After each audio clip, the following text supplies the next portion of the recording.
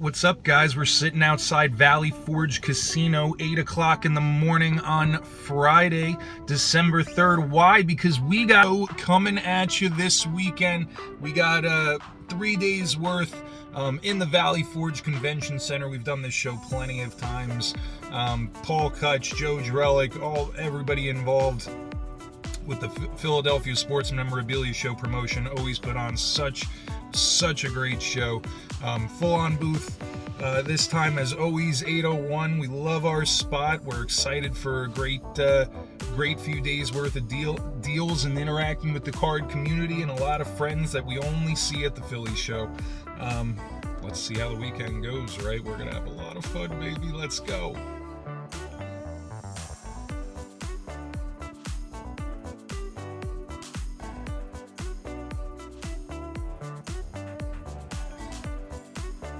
Here we are once again, Valley Forge Casino for the Philly show.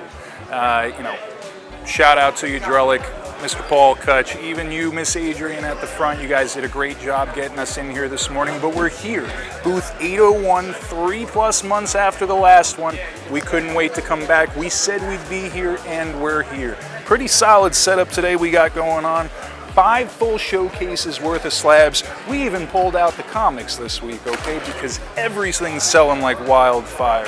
You got your Pokemon, you got your hockey, you got your basketball, baseball, you name it, vintage, we got it. We even whipped out some wax this weekend, and the 55 Topps Rails and Sales set is on the table. Guys, we'll check in real soon because I am sure that this weekend at the Philly show is going to be one to remember.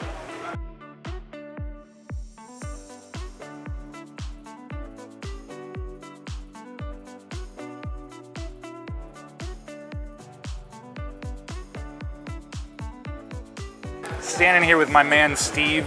Shout him out at Jordan Card Collectors. Dude, if you want to talk about one of the most reasonable guys at Valley Forge Casino, I'm standing with him. I don't want to deal with anybody else, quite frankly, because Jordan Poole, not so bad.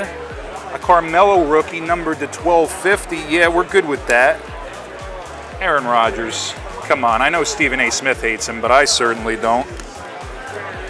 Guys, I'm getting in the vintage. If you've been watching the channel, and loving the vintage pickups, and Steve hooked me up with a nice Hank Aaron there, and then the weirdest LeBron James auto you might have ever seen in your life. I might lose followers because of this until you all look up the pop report. I just bought a LeBron James autographed, numbered out of 75, because it's a pop one. But Steve hung out for a while. We had some great conversations. Steve, show him what you got back in the deal.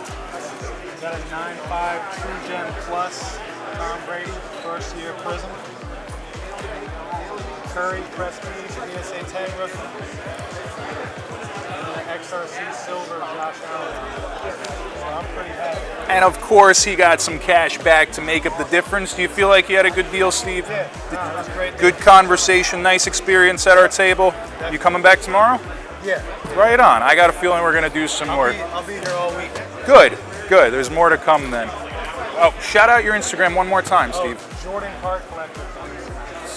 Solid, guys. Give him a follow, and we'll check back real soon.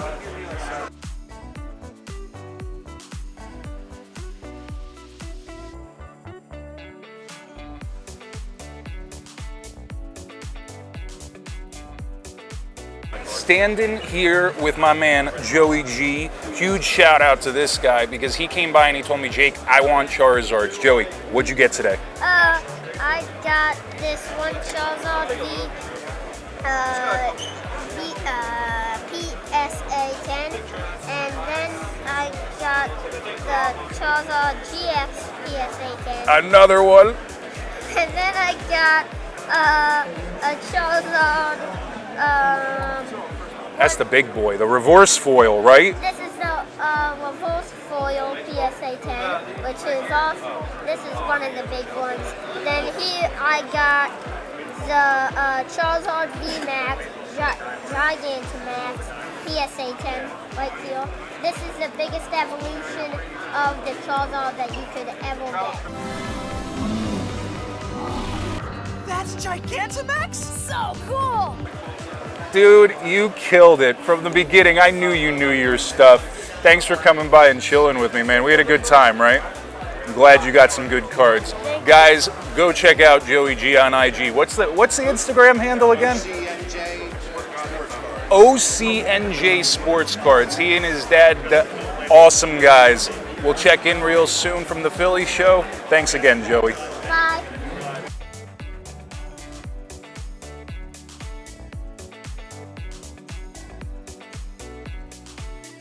We stopped by the venue that evening for trade night. We had to head out a little early to catch our reservations, but we have to tip our caps to all the sponsors of the evening, as the room had a nice vibe going on and everyone in attendance was truly enjoying themselves, even after a full day of playing with cardboard.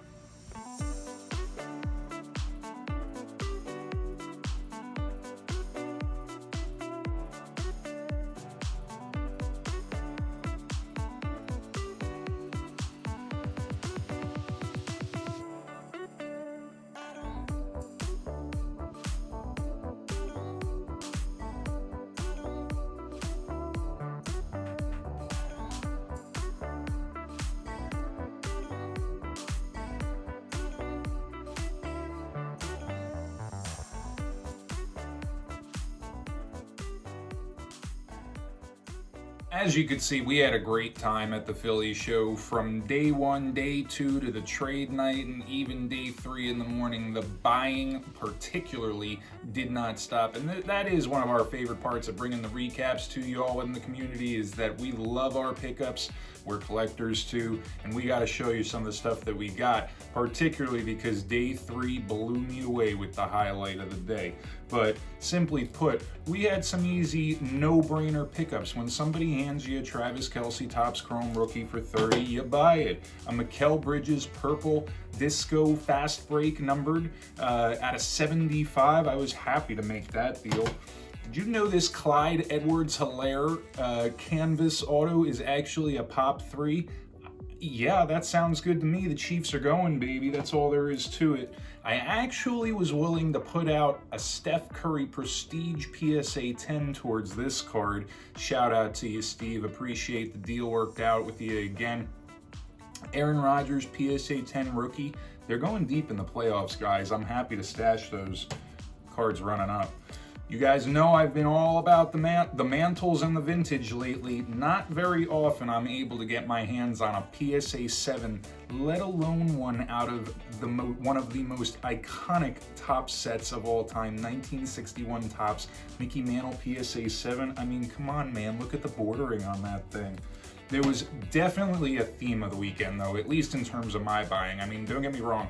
I actually bought 20 Glaber Topps Update and Topps Chrome Update PSA 10s for $10 a piece, because I figured, why not? They got to be doing more than $10 a piece at least come spring trading. God forbid he actually cracks a few home runs in the first few weeks. I was happy to take that gamble. But the theme of the weekend, no doubt, was LeBron. From the Matrix PSA 8 that I picked up, this was like a $600 to $800 card last year, guys, and it's doing 1 to 2 right now. I'll get into that price point all day on these cards. They're not tough grades. To a PSA 9 E-Tops, 10,000 copies produced. I'll buy them all day. This was doing $2,500 last year. Now it's about a $400 to $500 card. Yeah, sign me up. The Sports Illustrated for Kids, a Pop 166. Shout out to you, AP Pulls. Appreciate you guys hooking me up with this one. Happy to put that one in with my other one. That's now actually my second PSA 10 Sports Illustrated card. But the banger out of the LeBrons, guys, shout out again to you, Steve. This piece was just awesome. A Pop 1 numbered 275 PSA 10 LeBron auto. It's out of 2009 SP Authentic. Very desirable set for you all that know. Really, at the end of the day, I was happy to get my hands on it. Mo Williams on it, that other guy named Mooney's on it too, but it's a Pop 1. And the price point that Steve was able to put me into it at, I feel comfortable going for it. It's King James. Amazingly, despite the fact that the deals just kept on flowing Friday, Saturday, and yes, even Sunday morning with the dealers, By 11 a.m., I was ready to hit the road, and I started breaking down. Why? At least the buying was done at that point. Why? Because I was approached by a father and son on a deal, an opportunity that I could not pass up. For any of you guys know my background, my dad is very much who got me into this hobby, handing me his 1968 and 69 top sets.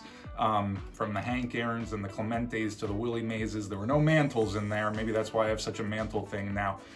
It really is a generational hobby, and that's why family for me is such a huge part of it. And a father and son come up to me, and this wasn't a young father and son either. The son looked to be in his mid-50s, and the father, wheelchair bound and clearly having a tough time communicating. It could have been 80 years old for all I know, but they hand me a set of 1951 Parade of Champions, aka Burke Ross. Not a full set, there's 64 cards in this set, I believe 64 or 72, now I'm forgetting, but 48 cards out of the set, no duplicates. And the gentleman says to me, "Do you even know what these are?" Not the father, the son. The son was doing all the communicating, and I said, "I know what these are." He gave a price to me. I asked if it was negotiable, and the old man kind of snapped his eyes down as if to say, "No, take them or leave them." I thanked them for the opportunity to get in on these cards. Why?